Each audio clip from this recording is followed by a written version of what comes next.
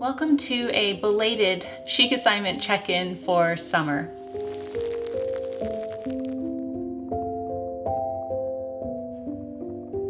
Hello everyone, Jennifer L. Scott here, and welcome to the Daily Connoisseur. So I normally do a Chic assignment every month, and this summer I did a broad one. So my schedule really changed. I had a lot of personal things going on, so I haven't been able to discuss our assignment this summer. So this is an informal way we can sit down and chat about the assignment. We're going to talk about Rossini and the William Tell Overture. We're going to talk about John Constable. I have some interesting facts, which I love learning about these artists. And postcards, we're going to talk about a bunch of things. So make yourself a cup of tea and join me for a cozy afternoon as we discuss the importance of the arts in our lives. Before we begin, I want to thank the Chic Society private membership group here on YouTube. Channel membership, if you've ever seen the join button and have wondered what that's about, we have a private community here where I do one vodcast every Friday and we go live together on a Zoom call once a month. We have a pen pal program. It's really fun. There's upper tiers as well, and I'm going to be mentioning them in this video. So I will leave more information about the Chic Society down below if you're interested in joining.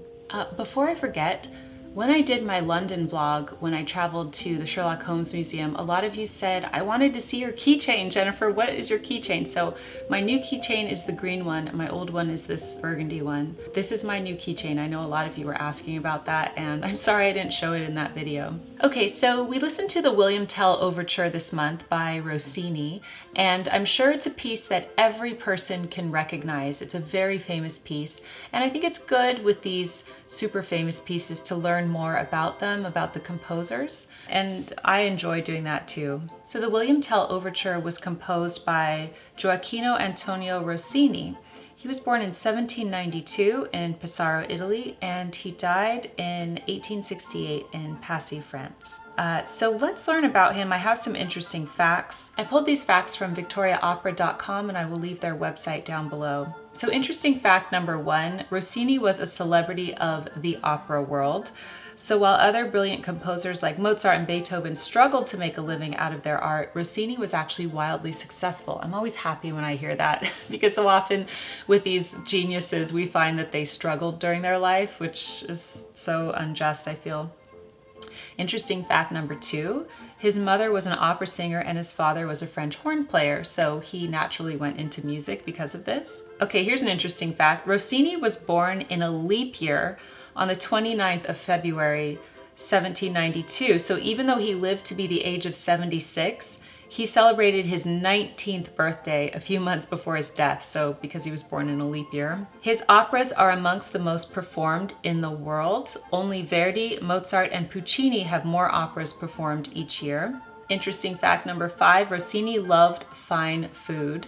His name can still be found on menus in gourmet restaurants around the world. One of his famous dishes named after him is tourne d'os Rossini, which is an eye fillet topped with a slice of foie gras, garnished with truffle, and finished with Madeira or port wine sauce. We're not kidding about that fine food. Number six, at age 23, Rossini composed his famous comic opera, The Barber of Seville, which most of us have heard of. He claims that he composed this in only 12 days. He was an opera writing machine. Between 1812 and 1822, Rossini wrote 30 operas, the majority of his lifetime output. Number eight, despite being hissed at its premiere, The Barber of Seville is Rossini's most popular work. I find this a lot too. I find a lot of these composers, they have really harsh reviews and then the piece goes on to be the most popular. At just 37, Rossini went into semi-retirement following his grand opera, William Tell. He stopped composing operas but still wrote shorter musical works such as songs and piano pieces. And even after retirement, he continued to mentor emerging young composers, including Verdi, who greatly admired Rossini's work. I love the crossover there. And the last fact is that Rossini's tomb is actually empty. In 1868, he was buried in a grand stone tomb in Paris's famous Père Lachaise cemetery. But in 1887, his wife moved his remains to a basilica in Florence. So there you are. Those are some interesting facts about Rossini. I'm happy that he had success in his lifetime. That always makes me feel good. Now let's talk about John Constable. And he's most famous for the hay wain, which we have a reproduction of in our home. The hay wain captures the English countryside so beautifully, I feel. And here's some interesting facts about John Constable. So he's known today as one of Britain's most important painters, but he actually sold more artwork in France than he did in his native country. So he only sold 20 paintings in Britain during his entire career. Can you believe this? But he sold that same amount in only a matter of years in France. Constable met Maria Bicknell in 1809 during a visit to his hometown of East Bergold. It was where he most enjoyed sketching and painting, but their romance was not received well by family members. Constable was stressed because his family forbade the marriage. He would find solace through painting during this difficult time, and he created boat building, the Stour Valley, and Dedham Village using an outdoor easel. Then Constable's father died in 1816. He received an inheritance from the death, which gave him the independence he needed to marry Maria without parental approval. So they did get married. Maria had tuberculosis, and the couple would move around depending on where she felt healthier. They lived in Hampstead instead of central London. And during the early 1820s, they visited Brighton often. Sadly, Maria died in 1828, and Constable was devastated.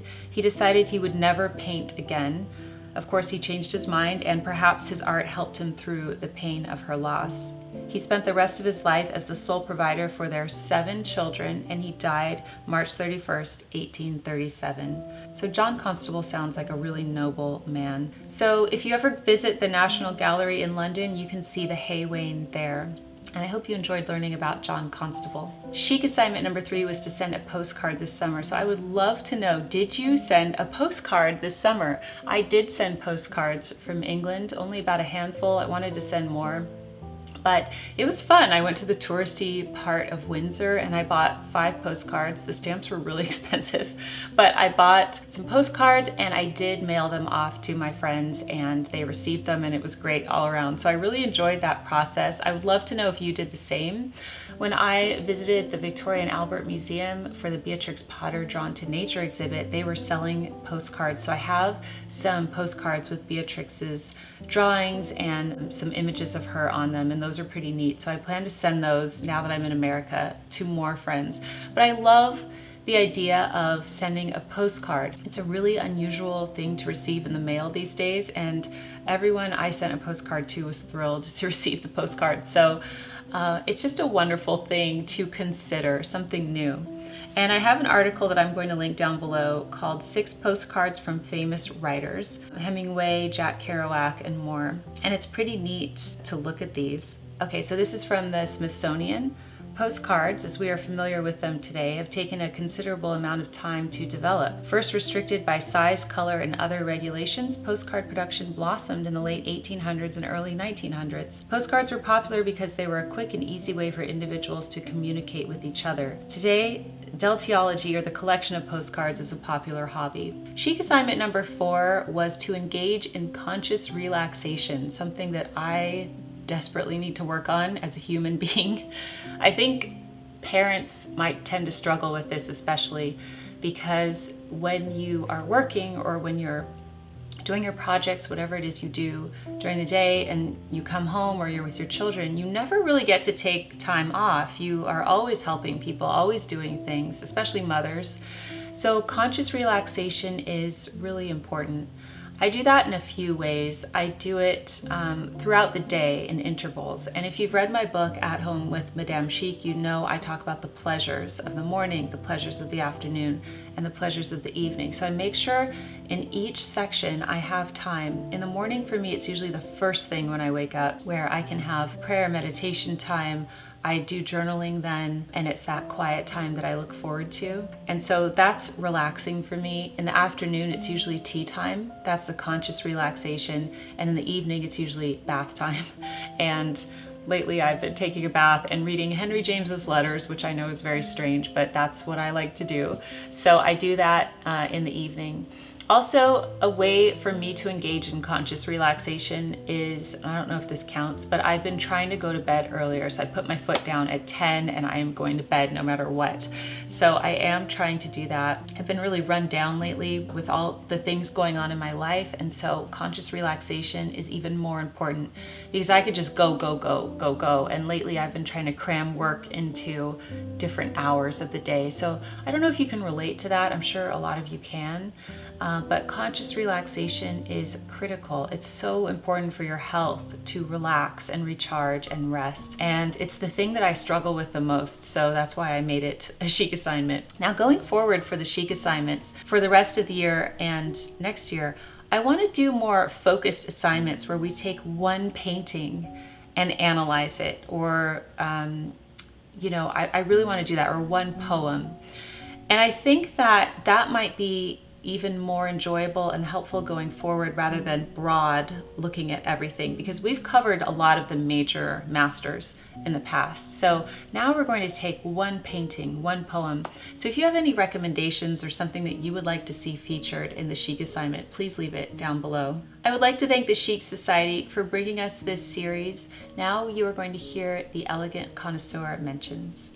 The 90-Day Memoir with Alan Watt from the LA Writers Lab. Bernadette M. Petrata with the Polite Society School of Etiquette. Jenny Williams from Carrot Top Paper Shop. Elaine Brisebois, Certified Nutritionist and Women's Weight Loss Coach. Emily McNeil, Fine Art. Ashley Buffa, Freedom Mom's Smart Kid Chore System. Mrs. Hanover from the Not So Desperate Housewives blog. Carrie Van Hooser, author of 'Tis the Season for Poetry. Macondo Forever Woven Placemats. Mrs. Shockley from A Home for Elegance. Teresa Maples from Self-Care Routine Cards. Alan's Scottish Shortbread. Sturm Brothers Custom Design and Fine Jewelry. The Apron Diva by Denise Jordan, Pretty and Practical Aprons. And thank you to the following: Catherine Ray, Adelaide Beer, Catherine H., Darby Zweifel, Janice Leitner, Jenny Candelaria, Jet Raleigh Heron, Gina K. Henry, Julie Coleman, Juliette Keeler-Labin, Linda Eckloff, Carly Tom from Living in Loveliness, Marie Caudill, and Moonshadow Welsh Ponies. Thank you so much for joining us here on the Daily Connoisseur. I hope you enjoyed this assignment. We will resume them again for October. Keep calm and remain classy, everyone, and I will see you next time. Goodbye.